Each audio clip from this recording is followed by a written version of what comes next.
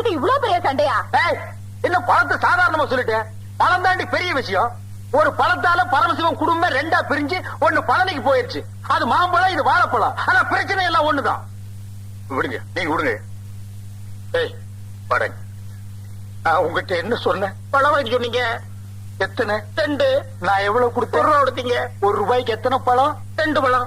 கடைக்காரர்கிட்ட போய் கேட்டியா? கேட்டனே. கடைக்காரர் கொடுத்தானா? கொடுத்தான். எத்தனை கொடுத்தான்? 2 பழம் கொடுத்தான். ஒண்ணு இந்த இருக்கு, இன்னொன்னு எங்க? ஊரு விட்டு ஊரு வந்து காதல் சீதல் பண்ணாதீங்க. விட்டுடு தம்பி, இது வேணாம் தம்பி, இத்தனை பேரு வீடு பொங்கலை நம்பி.